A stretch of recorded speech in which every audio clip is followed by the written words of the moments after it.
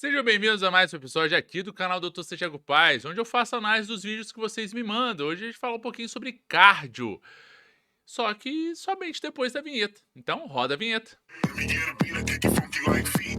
Let me get a beat, I kick it feet like. Let me get a beat, I kick it funky like feet. Cardio pra secar.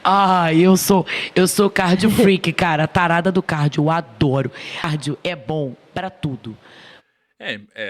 Cardio é importante a gente entender que quando a gente está falando, o cardio, as pessoas associam como cardio como exercício aeróbio, né? Mas se nós formos analisar que qualquer exercício cardiovascular, ele estimula todo o sistema de bombeamento do sangue e, evidentemente, do ajuste atribuído à vasodilatação do vaso e também a resistência do vaso por vasoconstrição para aumentar essa pressão, que naturalmente faz com que esse sangue seja ejetado com mais força e consiga transpor essa barreira que muitas vezes está no próprio líquido do sangue, quando o indivíduo come muito sal, que você tem essa volemia aumentada, você tem muita quantidade de água dentro do sangue, vamos colocar assim, e também que tende a aumentar essa pressão, ou até mesmo na parede do vaso, está cheio de gordura essa parede do vaso, então necessariamente o coração ele faz mais força para conseguir transpor essas barreiras, essas micro barreiras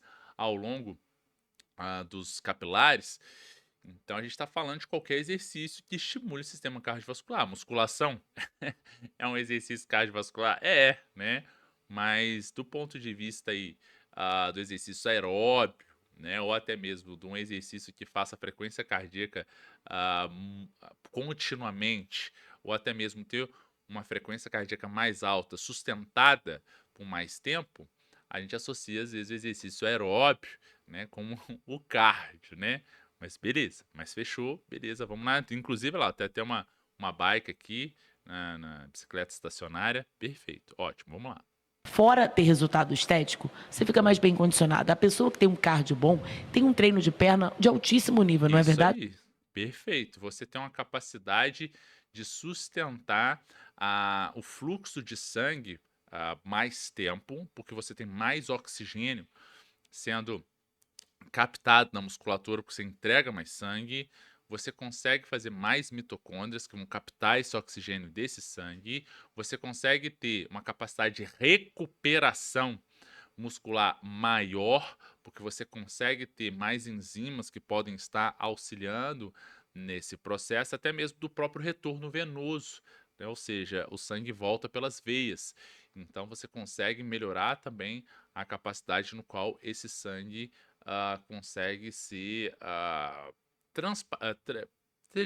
transpor essas barreiras vasculares, porque para retornar a gente perde força, né? Então as próprias veias precisam bombear. Evidentemente, há o auxílio também das musculaturas, dos quais a gente tem, por exemplo, na panturrilha, esse incremento adicional através da contração, mas quando a gente está correndo, por exemplo, as panturrilhas estão frequentemente acionadas e isso auxilia muito. Então, as chances num cardio, né, você está utilizando as pernas para isso, a não ser que seja única e exclusivamente de membros superiores, beleza, mas são maiores. Então, isso pode ter um efeito adicional também em toda essa capacidade de recuperação, de retorno venoso, e isso tem um componente muito legal, tanto para você estar mais condicionado aerobiamente para captar mais esse oxigênio, quanto também para fazer essa recuperação ou ciclo também de manutenção do fluxo de sangue de volta para o coração. Jota? Sai uma porrada na rua, tu tem que correr. Cara,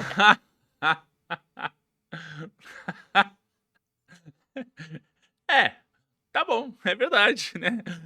Gostei. Luta ou fuga, né? Tipo, mecanismo de luta ou fuga tá bem condicionado, consegue suportar. Às vezes o cara mais forte, ele consegue ter um sprint ali no início, mas não consegue sustentar, até mesmo porque a adrenalina fica mais alta. Gostei dessa moça. é sério. É A primeira verdade. tombar é que não tem cardio. Não vou correr não, porque eu não faço cardio. É Carol, né? Cara, que massa, velho. Sensacional. É verdade, gostei do argumento dela, faz todo sentido, certíssimo. É tudo, cardio é bom pra tudo. Isso. Você vai viver melhor, você vai tomar conta dos filhos melhor, vai fazer faxina em casa melhor. Cardio é bom pra tudo. Massa, é verdade. Eu tenho uma capacidade boa, porque você melhora a aptidão aeróbia, e isso é o que a gente chama de VO2, né? O VO2 máximo é a condição no qual a gente consegue extrair o oxigênio do ar que a gente respira, circular e captar no músculo. Quanto maior a capacidade aeróbia, maior o teu VO2 máximo e mais ativo você é, mais você tem também qualidade de vida e provavelmente autonomia funcional também. Obviamente, você vai aumentar a expectativa de vida e a longevidade. Perfeito. O cardio bom é aquele que sobe a sua frequência cardíaca. Então, Tá. O que que não vai subir a frequência cardíaca, né? Toda ou qualquer atividade física, ela aumenta a frequência cardíaca. Se eu tô sentado aqui e eu levanto, isso aumentou a frequência cardíaca? Aumentou.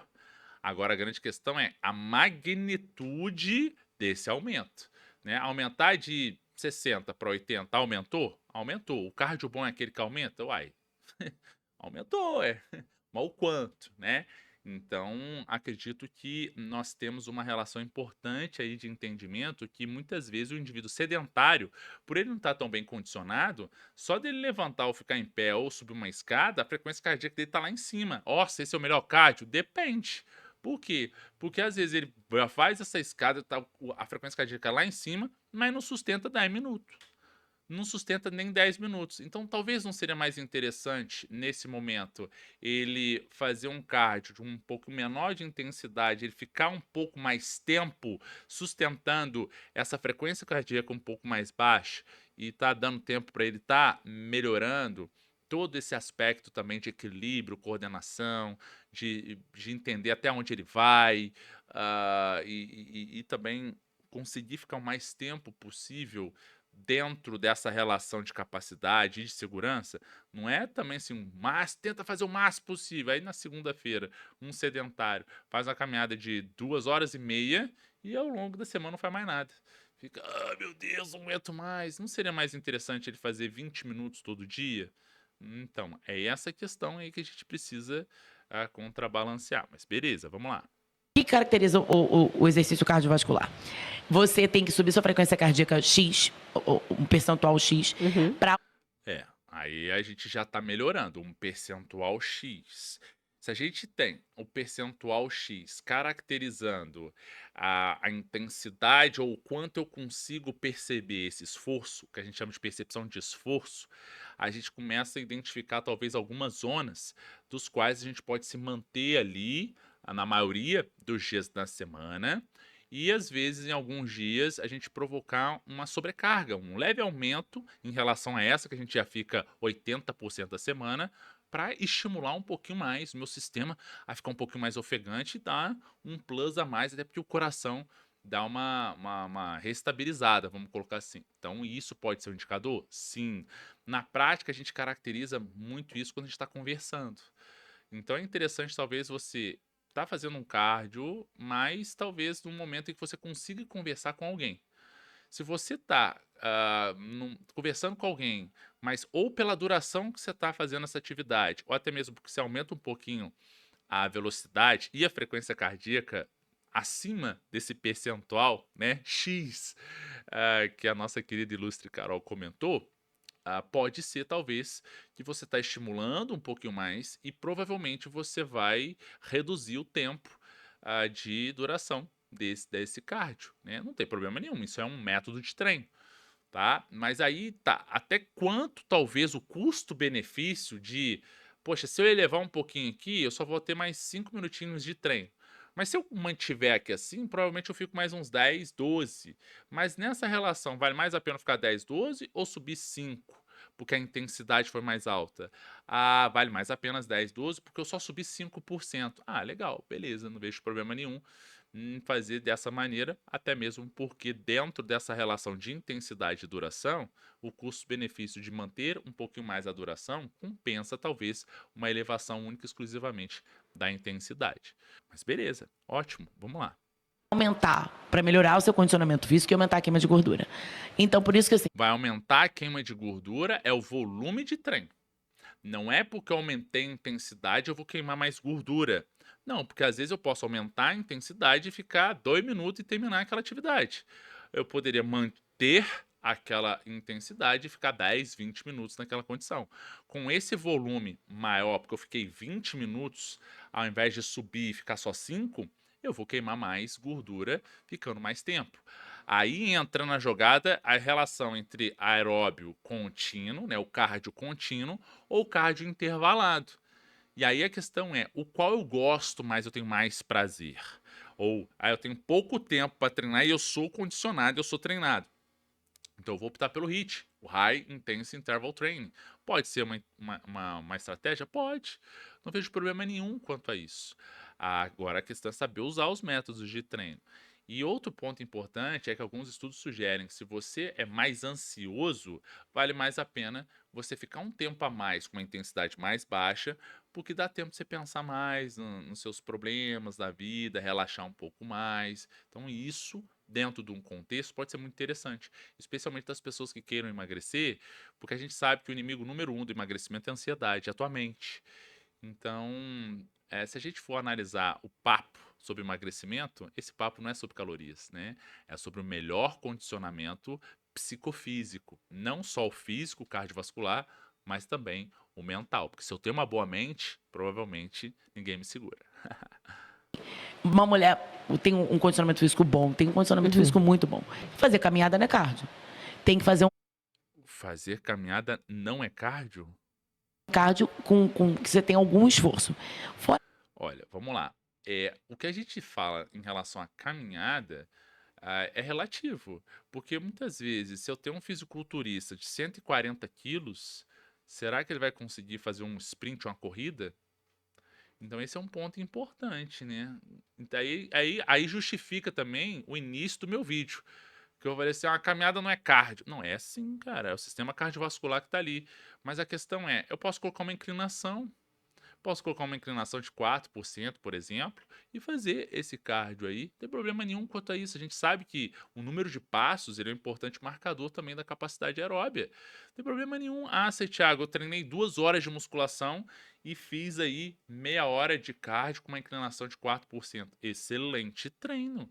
Não melhorou a aptidão aeróbia. Não é por aí não, porque eu posso estar reduzindo esse componente de percentual de gordura, e quando eu reduzo esse percentual de gordura, eu fico relativamente mais leve, e isso, adicionalmente, por estar mais leve, permite às vezes que fora desse ambiente de treino, eu caminhe mais, eu faça mais passos porque eu estou mais leve.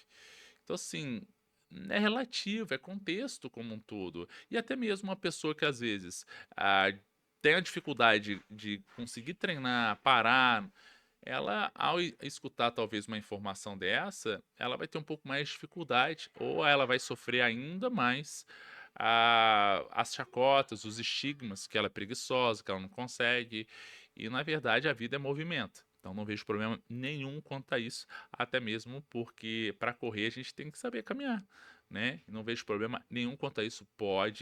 A gente tem que identificar que a caminhada também é um fator importante, até mesmo porque veja bem, eu sou psicólogo, eu posso estar falando isso. Eu sou professor de educação física, nutricionista e psicólogo. Então, eu acredito que alguma coisinha nessa vertente eu saiba para auxiliar as pessoas. Quando nós estamos falando do controle mental e dos ajustes atribuídos, às vezes, a uma caminhada à noite, 8 horas da noite, que é um momento que a gente sabe que a dieta ela está vulnerável, porque esse indivíduo chega cansado e às vezes ele senta no sofá e fala assim, não aguento fazer nada. Pede um iFood aí, pede alguma comida aí, porque não consigo mais. Por quê? Porque, né, ele tá cansado, ele não vai pensar às vezes numa salada nesse momento, até fazer a salada também, enfim. Então, muitas vezes, nesse momento de fragilidade emocional, se ele saísse para dar uma caminhada que seja meia hora e fosse ali devagarinho oxigenando e fosse pensando, relaxando, ele poderia às vezes voltar e falar assim: eu tô cansado, mas eu acho que o estresse um pouquinho já passou. Então, poxa, já que eu fiz uma caminhada e controlei isso bem, peraí, deixa eu fazer o meu arrozinho aqui, deixa eu colocar um feijãozinho, colocar uma saladinha, tá tudo certo. Não, pô, tem uma batatinha aqui, uma batatinha, um brócolis, um franguinho, enfim. E aí a gente começa a avançar muito mais nessa simplificação desse processo de emagrecimento. Perfeito? Então acho muito válido e interessante. Achei esse vídeo legal, importante. E o que que você achou desse vídeo? Coloca nos comentários aqui, participe, é muito importante a sua opinião para nós. Compartilhe esse vídeo, se você acredita que existam pessoas que vão ser beneficiadas com essa informação. Se inscreva no canal para mais vídeos como esse e a gente se vê no nosso próximo vídeo. Valeu, grande abraço. Let me get a beat, I kick it funky like feet. Let me get a beat.